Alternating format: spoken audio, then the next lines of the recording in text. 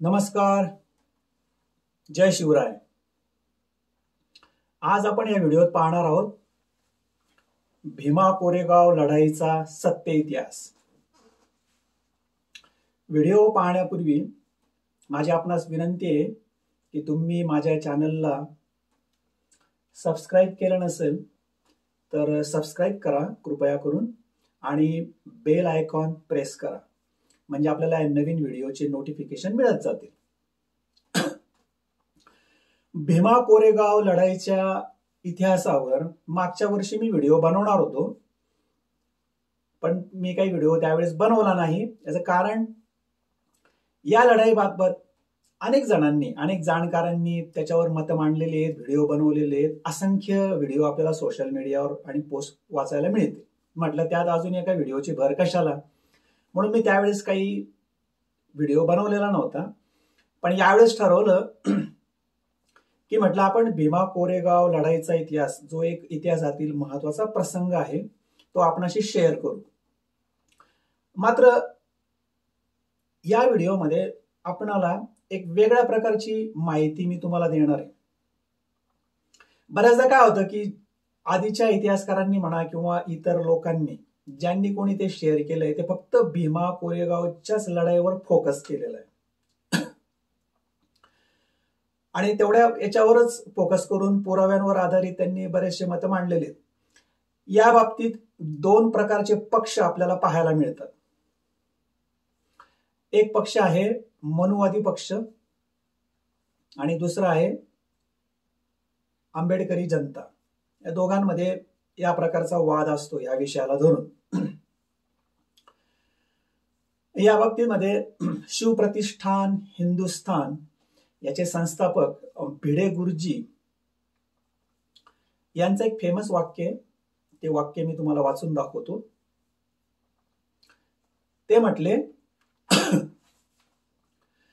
जो समाज, जे राष्ट्र आपल्या पूर्वजांचा इतिहास वाचत नाही, तो समाज विश्वाच्या संघर्षात वाचत नाही. चांगलं वाक्य आहे म्हणून मी ते घेतलं. आणि त्यामुळे आपण आपल्या पूर्वजांचा इतिहास निश्चितपणे वाचला पाहिजे, समजून पण घेतला पाहिजे. एक गोष्ट झाली. दुसरी गोष्ट मला हे सांगायचं आहे की भीमा कोरेगावचा जो लढाईचा जो प्रसंग झाला तो जानेवारी 1818 मध्ये झाला. मात्र त्याचा संबंध आणि संदर्भ थेट पुरंदरच्या लढ्याशी आहे. पुरंदरचा लढा हा मिर्झा राजे जयसिंग मोगल सरदार आणि छत्रपती शिवाजी महाराजांच्यात झाला होता. कधी 1665 मध्ये.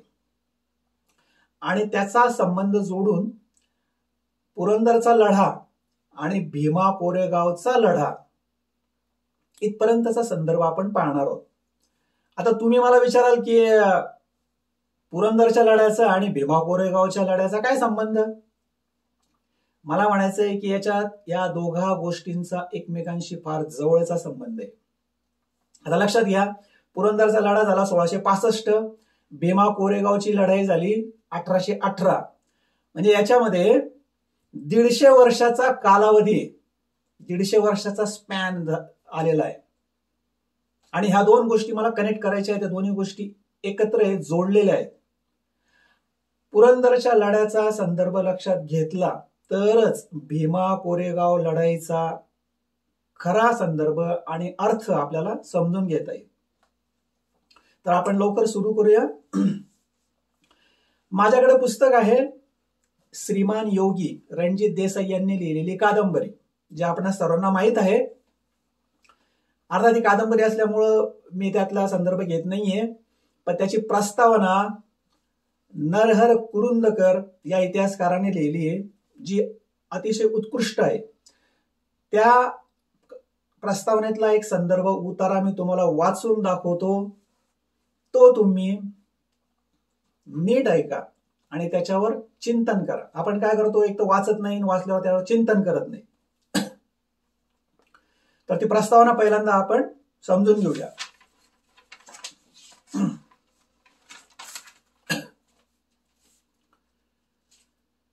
शिवाजी महाराजांनी जे राज्य निर्माण केले ते जपण्यासाठी 27 वर्षे जनता लढली. महाराज वारल्यावर संभाजीराजांच्या नेतृत्वाखाली ते मारले गेल्यावर 19 वर्षे ज्याला जसे सुचेल तसे सर्वजण लढत होते. या लढ्यात मोगलांची किमान 5 लाख माणसे मारली गेली असा जदुनाथांचा अंदाज आहे. मराठ्यांची सुद्धा 2-1 लाख माणसे मारली गेली असावीत. पण 1707 साली भालेराई सुमारे 1.5 लाख होती. थोरले मोठे नेतृत्व नाही, पगार नियमित मिळण्याची सोय नाही. या 27 वर्षात औरंगजेबाचा पराभव नाही, कारण ती शक्तीच मराठ्यात नव्हती. तरीही मराठे लढत राहिले. पुढचं वाक्य महत्वाचं आहे. ज्यावेळी पेशवाई बुडाली तेव्हा लोकांनी समाधानाचा निश्वास टाकला. चला, एकदाचे कायद्याचे राज्य आले, अंधाधुंदी संपली व शांतता आली. ही जनतेची प्रतिक्रिया होती. बक्सरच्या लढाईत इंग्रजांनी पूर्व बंगाल घेतला तेव्हा हिंदूंनी सार्वत्रिक आनंदोत्सव केला. महत्वाचं वाक्य नीट आहे का? बक्सरच्या लढाईत इंग्रजांनी पूर्व बंगाल घेतला तेव्हा हिंदूंनी सार्वत्रिक आनंदोत्सव केला. 1565 नंतर जनता लढली असती तर विजयनगर बुडालेच नसते. राणा प्रताप सिंहाने मोगलांविरुद्ध चिवट लढा दिला, पण सेना लढत होती, जनता उदासीन होती. सोमनाथला वाचवण्यासाठी लाख लोक मेले, पण आजूबाजूचा प्रदेश शांत होता. इथे मी प्रश्न विचारतो तुम्हाला, जनता का उदासीन होती? राज्य टिकवण्यासाठी जनता लढण्याचा उल्लेख भारताच्या इतिहासात यौधेयाचा आहे. कदाचित टोळीवाले सिकंदर विरोधी लढले असतील. पुढचं वाक्य फार महत्वाचं आहे. जिथे जनता लढते तिथे फौजा निकामी होतात. परत वाचतो. जिथे जनता लढते तिथे फौजा निकामी होतात. 1200 वर्षानंतर शिवरायांच्या राज्यासाठी जनता लढली. ही आत्मीयता कशी निर्माण झाली याचे उत्तर धर्माभिमान नव्हे. असं एक उत्कृष्ट लेखन नरहर कुरुंदकर यांनी श्रीमान योगीच्या प्रस्तावनेत केलेलं आहे. ही झाली पहिली गोष्ट. आता पुरंदर लढ्याचा संदर्भ आपण घेऊया. पुरंदरचा लढा काय तो संक्षिप्त रूपात मी तुम्हाला सांगतो. तो मी काही स्वतः सांगत नाही, मी खरा इतिहास सांगतोय. जाणकार मंडळींनी, जे इतिहास तज्ञ जसे शिवशाहीर बाबासाहेब पुरंदरे, इतिहासकार आनंद घोरपडे आहेत, ज्ञानेश महाराव आहेत, त्यांनी जे लिहिलेले, त्यांनी जे विचार मांडले तेच तुम्हाला मी वाचून दाखवतो. त्यातून आपल्याला समजून घ्यायचंय. बाबासाहेब पुरंदरे यांनी पुरंदरच्या लढ्याचं वर्णन केलं आहे. ते त्यांच्याच पुस्तकातून आपण वाचूया. माझ्याकडे हे पुस्तक आहे, राजा शिवछत्रपती शिवशाहीर बाबासाहेब पुरंदरे यांनी लिहिलं एक उत्कृष्ट पुस्तक आहे. त्यातला पुरंदरचा लढा हे वर्णन मी तुम्हाला वाचून दाखवतो. त्याच्यानंतर या गोष्टी भीमा कोरेगावच्या लढाईशी कशा कनेक्ट होतात आणि त्याचा संदर्भ कसा आहे ते आपण जाणून घेऊया. पुरंदरगड फार मोठा, कुबेराच्या धन दौलतीहून फार मोलाची दौलत गडावर होती. हिरे मोती सोने नव्हे, माणसे, गडाचे रक्षण करणारी माणसे. गडाच्या सर दरवाजावर 150 काळीकुट्ट माणसे होती. अंगाबांध्यांनी ती लोखंडासारखी होती. गडावरचा भगवा झेंडा, महाराज आणि किल्लेदार यांच्याबद्दल या मंडळींच्या काळजात अपार प्रीती आणि अभंग भक्ती नांदत होती. पुढचं वाक्य महत्वाचं आहे. ही मंडळी जातीने महार होती. गडाच्या तटकोटांवर असेच काळे काळेशार पोलादी पुतळे गस्त घालताना दिसत होते. ही माणसे होती कोळ्यांची आणि रामोशांची.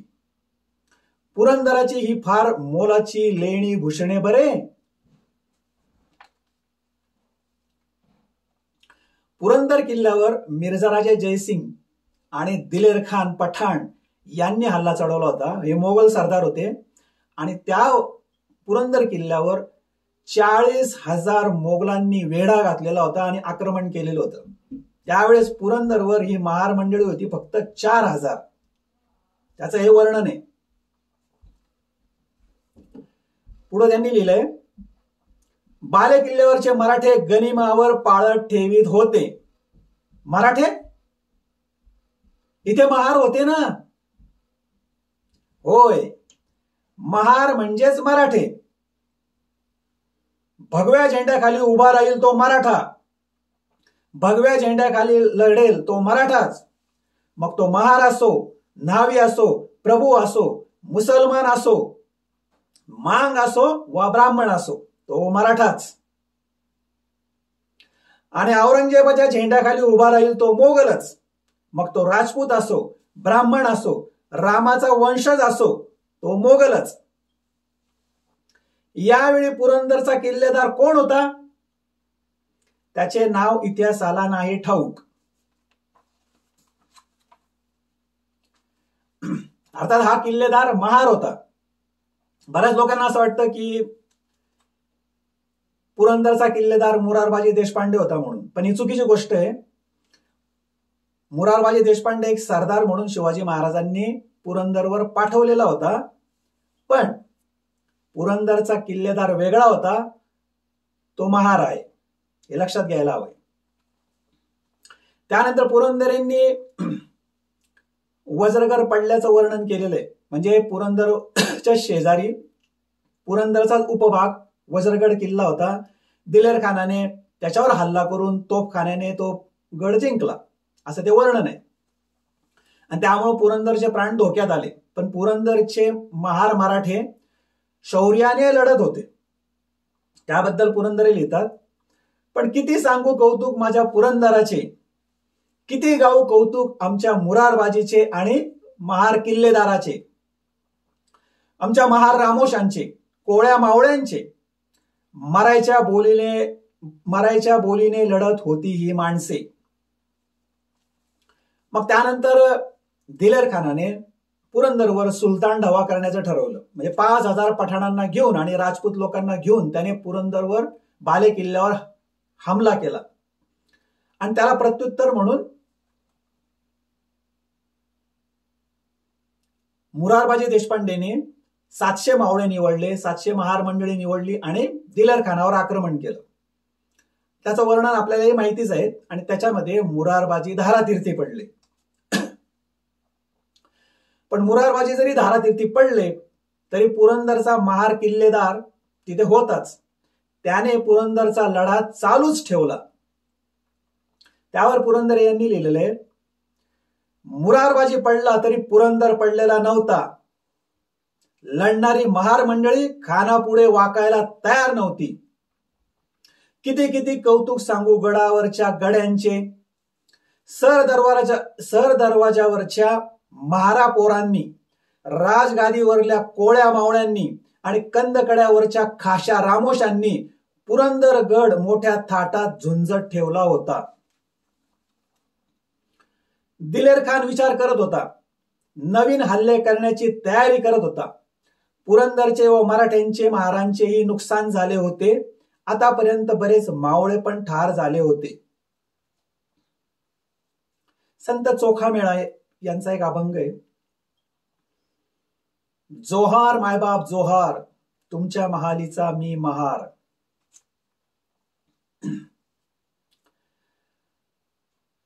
पुढचं वर्णन मी करतोय पुरंदरच्या लढ्याचं.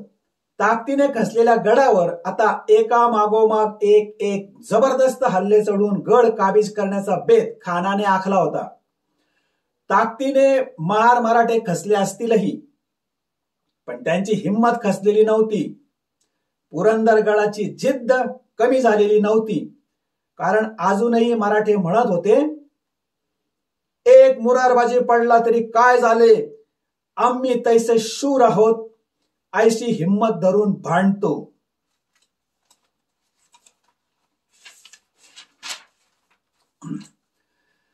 दिलेर खानाच्या तोफखान्याने पुरंदरचे तटबुरुज ढासळत होते, तर महार मावळ्यांच्या हर हर महादेवच्या गर्जनेने मोगलांचे मनोधैर्य. कारण शिवशाहीर बाबासाहेब पुरंदरे लिहितात, 2 महिने उलटून गेले तरी पुरंदरचा कब्जा दिलेर खानाला मिळण्याची चिन्हे दिसत नव्हती.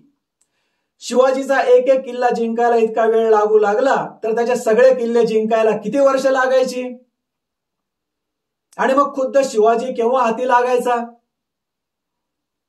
खानाला समजेना. त्याची अक्कल गुंग झाली. शिवाजी तर अजून खूप दूर आहे, मृगजळाच्या पैल तीरावर. एका डोंगराशी झगडता झगडता डोंगरा एवढा दारुगोळा ढगात गेला. जबरदस्त घाव घातले तरी गडाची पापणीही आमच्या भीतीने लवत नाही. काय करावे? डोंगरातले उंदीर म्हणून या मराठ्यांची कुचेष्टा दिल्लीत बसून करणे सोपे, पण हे लोक गेंड्याहून चिवट आहेत, वाघाहून शूर आहेत आणि मासळीहून चपळ आहेत. यांना जिंकावे कसे? दिलेर खान त्यासाठी हट्टाला पेटला होता. पुरंदरवर तो निकराने एल्गार करीत होता, पण पुरंदर त्याला दाद देत नव्हता. इतिहासाला अज्ञात असलेला पुरंदरचा महार किल्लेदार आणि ज्ञात असलेली गडाच्या घेऱ्यातील महार कोळी रामोशांची घराणी दिलेर खानाच्या हट्टाची थट्टा उडवत होती.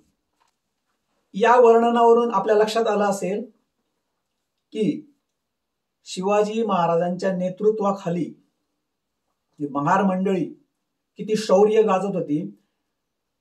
हे लोक म्हणजे आता आंबेडकरी जनतेचे पूर्वज लोक हे छत्रपती शिवाजी महाराजांच्या नेतृत्वाखाली किती पराक्रम आणि शौर्य गाजवत होते याचा आपल्याला थोडासा अंदाज आलेला असेल. आता प्रश्न येतो की हे असं का झालेलं होतं? आपण ऐकलं असेल की छत्रपती शिवाजी महाराजांच्या नेतृत्वाखाली 18 पगड जातीचे सर्व लोक एकत्र येऊन शत्रूंशी म्हणजे मोगलांशी आणि सुलतानांशी त्यांच्या अन्यायाशी लढत होते. या संबंधामध्ये काही विचारवंतांनी काही विचार मांडले, त्यांचे मी वाचून दाखवतो. नीट आहे का? महत्वाचं आहे. महाराजांच्या स्वराज्य सेवेत 18 पगड जातीच्या लोकांचा भरणा असेल. अगदी तळागाळातील लोकांनाही त्यांनी स्वराज्य सेवेत सामावून घेतले होते. म्हणून ज्ञानेश महाराव म्हणतो, महत्वाचं आहे, आपल्या जीवन कार्याला ऐतिहासिक करण्यासाठी शिवरायांनी आदिलशाही, मोगलशाही, पोर्तुगीजांशी आणि स्वजनांशी केलेल्या लढाया केवळ स्वराज्यासाठीच नव्हत्या, त्या सामान्य ठरवल्या गेलेल्या माणसात स्वाभिमान निर्माण करण्यासाठीही होत्या. त्यामुळेच शिवरायांच्या रणांगणावरील लढायांपेक्षा त्यांच्या समताधिष्ठित सामाजिक प्रस्थापनेला अधिक महत्व आहे. शिवरायांनी आपल्या 30 वर्षाच्या जाणत्या आयुष्यातील फार तर 10 वर्षे शत्रूंशी लढण्यात खर्च केली असतील. उर्वरित काळ त्यांनी चातुर्वर्ण्याच्या बढेजावाने हिंदू समाजात भिनलेली विषमता नष्ट करण्यासाठीच खर्च केला आहे. या प्रयत्नातच वाईच्या नागेवाडीचा नागनाथ महार गावचा पाटील झाला. ही गोष्ट महत्वाची, कारण यातला सामाजिक संदर्भ आपण लक्षात घ्यायला हवा की शिवाजी महाराजांनी तळागाळातल्या या अस्पृश्य लोकांना सुद्धा स्वराज्य सेवेत चांगल्या अधिकाराच्या जागा दिलेल्या होत्या, त्यांना मानाने सन्मानाने वागवलेलं होतं. ही गोष्ट महत्वाची. श्री आनंद घोरपडे इतिहासकार आहेत, इतिहास संशोधक आहेत. यांनी लिहिलेले अस्पृश्य समजल्या गेलेल्या महार, मांग, रामोशी यांना बाले किल्ल्यात प्रवेश असून शिवकाळी अनेक किल्लेदार महार होते असे म्हटले आहे. म्हणून मी म्हटलं की पुरंदरचा किल्लेदार हा महार होता आणि त्याच्या जोडीला मुरारबाजी देशपांडे हे पण लढत होते. तर महार लोक किती पराक्रमी होते याचा तुम्हाला अंदाज आलेला असेल. भारतीय सेनेमध्ये पण महार रेजिमेंट आहे, मराठा रेजिमेंट आहे, महार रेजिमेंट पण आहे. मिर्झाराजे जयसिंग आणि दिलेर खान यांनी पुरंदरवर ज्यावेळेस सुरुवातीला आक्रमण केलं त्यावेळेस मिर्झाराजे जरा विचारात पडले होते की शिवाजी महाराजांचा पराभव करणं इतकं सोपं नाही. 80,000ची फौज ते घेऊन आले होते, म्हणजे जो आणि 5,000 पठाण दिलेर खानाचे होते. तर शिवाजी महाराजांविरुद्ध आपल्याला विजय मिळावा यासाठी त्यांनी काय केलं होतं ते ऐका. शिवशाहीर बाबासाहेब पुरंदरे लिहितात, शिवाजी महाराजांविरुद्ध आपल्याला यश मिळावे म्हणून मिर्झा राजे दिल्लीहून निघाल्यापासून व्रते व अनुष्ठाने करीत होते. मोठमोठ्या ब्राह्मण पुरोहितांनी त्यांना सल्ला दिला होता की देवी प्रयोगी अनुष्ठाने करावी म्हणजे यश येईल. यावर मिर्झा राजांनी कोटी चंडीचे होम हवन आणि 11 कोट शिवलिंगार्चने करण्याचा संकल्प सोडला. इथे लक्षात घेण्यासारखी गोष्ट आहे की एकीकडे महार रामोशी मंडळी ही छत्रपती शिवाजी महाराजांच्या बाजूने लढत आहेत आणि दुसरीकडे ही ब्राह्मण पुरोहित मंडळी मोगलांच्या आणि मिर्झा राजांच्या बाजूने यज्ञ होम हवन करत आहेत. हा कॉन्ट्रास्ट आपल्याला थोडासा समजून घ्यावा लागेल. पुरंदरच्या लढ्याचे वर्णन आपण ऐकलं. तुम्ही म्हणाल की मग आता ते ऐकलं, आता भीमा कोरेगाव लढाईशी याचा काय संबंध, ते आता आपण समजून घेऊया.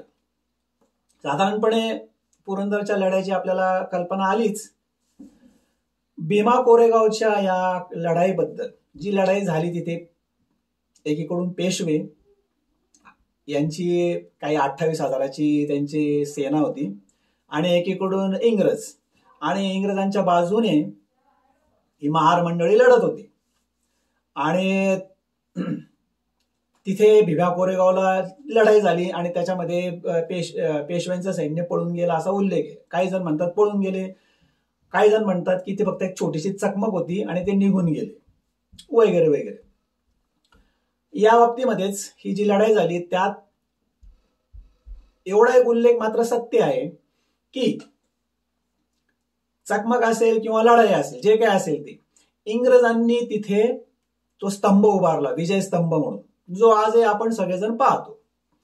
आणि त्या विजय स्तंभावर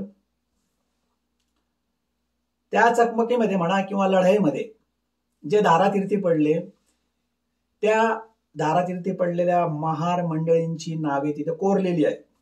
हे मात्र सत्य. तर याच्या संदर्भात आपण लक्षात घेऊया,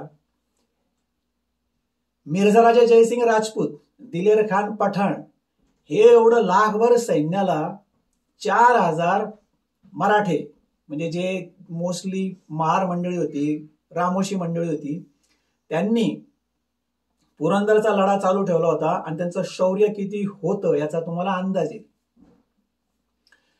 तर अशी ही महार मंडळी ज्यांची संख्या म्हणे 500 होती असं म्हटलं जातं, कमी जास्त असेल.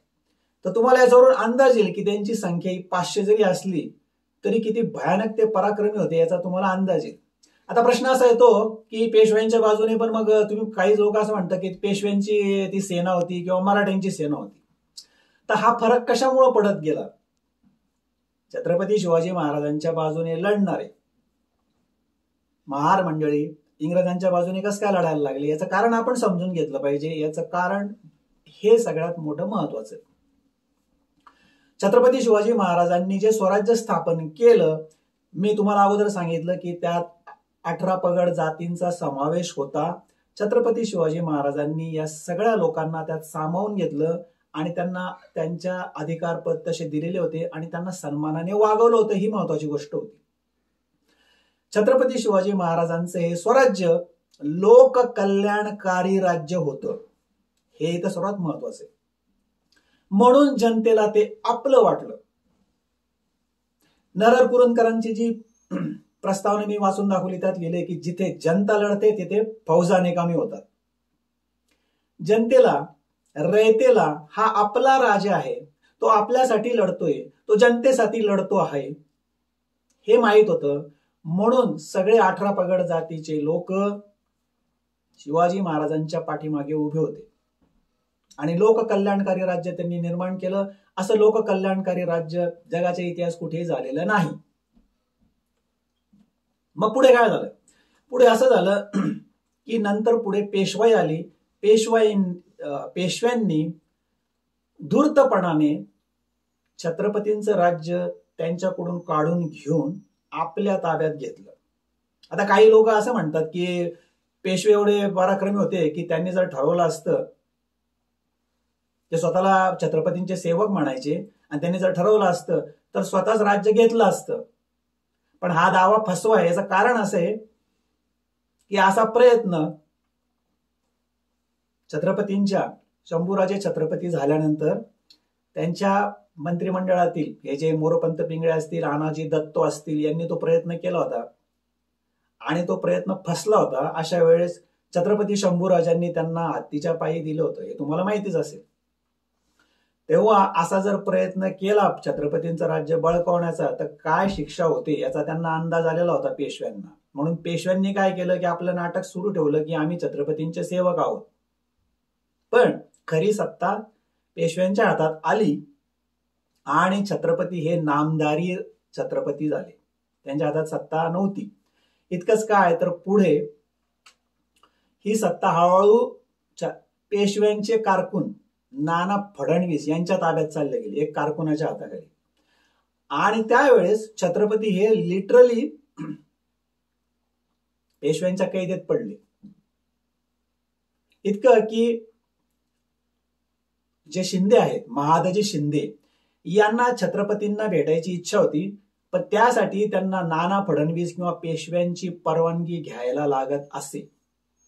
यासाठी मी म्हटलं की छत्रपती एक प्रकारे साताऱ्याला कैदेत पडल्यासारखे होते. त्यांचा जनतेशी संपर्क तोडण्यात आलेला होता सेफ्टीच्या नावाखाली, आणि सगळा कारभार पेशव्यांनी आपल्या हातात घेतला होता.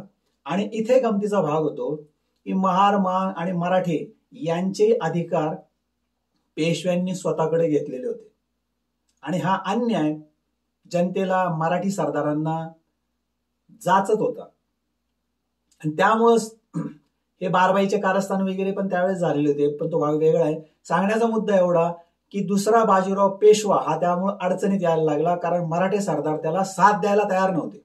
कारण पेशव्यांचं हे राज्य आता जुलमी राज्य झालेलं होतं.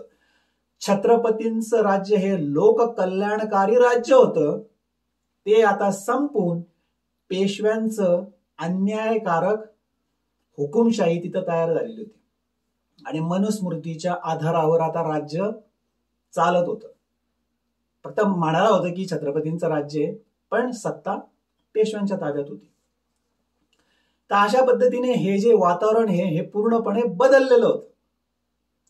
आणि त्यावेळेस महार, रामोशी या अस्पृश्य लोकांवर अतिशय जाचक अशा बंधने त्यांच्यावर घालण्यात आली, जे आपल्याला सर्वांना माहितीच आहे. त्यांचे अधिकार तर काढून घेतले झाले, पण जनावरांसारखी त्यांना ट्रीटमेंट देण्यात येत होती. मग हा अन्याय त्यांनी कशासाठी सहन करावा? लक्षात घ्या, ज्या महार रामोशी मंडळींनी छत्रपतींच्या नेतृत्वाखाली आपलं बलिदान दिलं, इतकं शौर्य गाजवलं, त्यांच्यावर पेशव्यांनी ही अशी वेळ आणली. मग त्यांनी हा अन्याय कशासाठी सहन करायचा? आणि म्हणून इंग्रज आणि पेशवे यांच्यामध्ये जेव्हा युद्धाचा प्रसंग आला तेव्हा नॅचरली महार मंडळी त्यांच्या बाजूने गेली. नरहर कुरुंदकर यांच्या प्रस्तावनेमध्ये एक वाक्य वाचून मी तुम्हाला दाखवलं. त्यात लिहिलेलं आहे की बक्सरच्या लढाईत जेव्हा इंग्रजांनी पूर्व बंगाल घेतला त्यावेळेस हिंदूंनी सार्वत्रिक आनंदोत्सव साजरा केला. आता बघा, इंग्रज जिंकले याचा हिंदूंना आनंद झाला असं नरहर कुरुंदकर म्हणतायत. याचा कॉन्टेक्स्ट काय? याचं कारण सरळ आहे की पूर्व बंगालमध्ये सिराज उद्दौला किंवा ते मीर कासिम या सुलतानांची सत्ता होती आणि त्याचा अन्याय हिंदूंवर होत होता. तेव्हा इंग्रजांनी ज्यावेळेस पूर्व बंगाल घेतला या सुलतानांच्या ताब्यातून, तेव्हा नॅचरली हिंदूंना आनंद झाला. जर हे लॉजिक बरोबर आहे तर इथे लॉजिक वापरण्यात येतं की हा जो अन्याय रामोशांवर, महारांवर होत होता, अस्पृश्य लोकांवर होत होता, तर त्यांनी इंग्रजांच्या बाजूने लढण्याचं ठरवलं. आणि म्हणून लिहिलंय की ज्यावेळेस ही पेशवाई संपली त्यावेळेस जनतेची प्रतिक्रिया होती की चला अंधाधुंदी संपली, कायद्याचे राज्य आले, ही जनतेची प्रतिक्रिया होती. म्हणजे लोक सुद्धा, मराठी सरदार सुद्धा कंटाळलेले होते या पेशवाईला. आता लक्षात घ्या, काही लोक म्हणतात की मराठी पळून गेले, 28,000ची सेना पळून गेली, पण मुळात मराठी सरदार पण या पेशव्यांवर नाराज होते. दुसऱ्या बाजीरावाच्या हाताखाली जे सरदार होते ते बापू गोखले असतील किंवा अजून रास्ते असतील, हे सगळे ब्राह्मण सरदार होते, मराठी सरदार नव्हते. होळकर हे सुद्धा बाजीराव पेशव्यांवर नाराज होते, शिंदे हे पण नाराज होते. होळकर आणि यांच्यात आणि पेशवा दुसरा बाजीराव यांच्यात तर लढाई झालेली, आणि त्याला आणि ह्या असल्यामुळेच दुसरा बाजीराव इंग्रजांच्या नादी लागलेला होता आणि त्याने वसईचा तह केला होता, हे आपणास माहिती आहे. तर हा संदर्भ आपण लक्षात घेतला पाहिजे. आता तुमच्या लक्षात येईल की हा संदर्भ 1665 ला झालेला पुरंदरचा लढा आणि 1818 साली झालेली भीमा कोरेगावचा लढा याचा संदर्भ आता कनेक्ट होतो. या 150 वर्षाचं अंतर आहे, पण या 150 वर्षामध्ये परिस्थिती किती बदलली ते पहा, हे मला तुम्हाला आवर्जून सांगायचंय. शिवाजी महाराजांच्या वेळेस लोककल्याणकारी राज्य होतं, ते स्वराज्य होतं, ते आता पेशवाईमध्ये झालेलं आहे. आणि पेशवाईमध्ये फक्त पेशव्यांचं वर्चस्व आहे. तिथं मराठ्यांना, रामोशांना, अस्पृश्य लोकांना, सामान्य लोकांना काडीची किंमत दिली जात नाहीये, अशी परिस्थिती आलेली आहे. आणि त्यामुळे भीमा कोरेगावच्या या लढाईमध्ये या 500 महारांनी पराक्रम गाजवणं साहजिक आहे. आता काही जण म्हणतात की ती चकमक झाली असेल, लढाई झाली असेल, काही असेल, पण त्यातला संदर्भ असा आहे की तिथे महार मंडळींनी त्यांची ताकद आणि शौर्य दाखवून दिलं, इतकं की त्या 500 लोकांच्या या भयंकर आक्रमणामुळे त्यांचा तो जोर पाहूनच दुसऱ्या बाजीरावाने ठरवलं की यांच्याशी आपला काही निभाव लागू शकत नाही. आता ती चकमक जरी असेल, पण त्यातून त्यांना अंदाज आला की इंग्रजांशी लढणं आता सोपं नाही. आणि इंग्रजांनी पण हे जाणलं, इंग्रजांनी पण हे लक्षात घेतलं की हे लोक महार मंडळी किती पराक्रमी, त्याचा त्यांना अंदाज आला. आणि म्हणून त्यांनी तो विजय स्तंभ तिथं उभा केलेला आहे. जर यांच्या काही लोकांच्या म्हणण्यानुसार की त्यांनी ते 500 लोकांनी काही एवढं काही केलं नाही, ती छोटीशी चकमक होती, तर इंग्रजांनी तो विजय स्तंभ उभा करण्याची काही गरजच नव्हती. पण त्यांनी तो उभा केलेला आहे आणि त्याच्यावर त्या दारातीर्थी पडलेल्या महारांची नावे सुद्धा टाकलेली आहे. तर आपल्याला हा इतिहास नाकारून चालणारच नाही. पण हे असं का झालं, याचा सामाजिक संदर्भ, राजकीय संदर्भ आपण पुरंदरच्या लढ्यापासून, छत्रपती शिवाजी महाराजांच्या स्वराज्यापासून लक्षात घ्यायला पाहिजे. तर ज्या ज्या वेळेस असं अन्यायकारी, जुलूम करणारं राज्य येतं, त्यावेळेस जनता त्या राज्याविरुद्ध बंड करून उठते. हा त्याचा संदर्भ आहे. कारण पेशवाईंचं हे राज्य कोणालाही आपलं वाटलं नाही, त्याऐवजी इंग्रज परवडले असं त्यांची भावना त्यावेळेस झालेली होती त्या क्षणाला. आणि ते बरोबर होती. त्याचं कारण असं की पेशवाई संपल्यानंतर अस्पृश्यांवर जे हे अत्याचार पेशवे करत होते ते थांबले. याचं उघड आहे.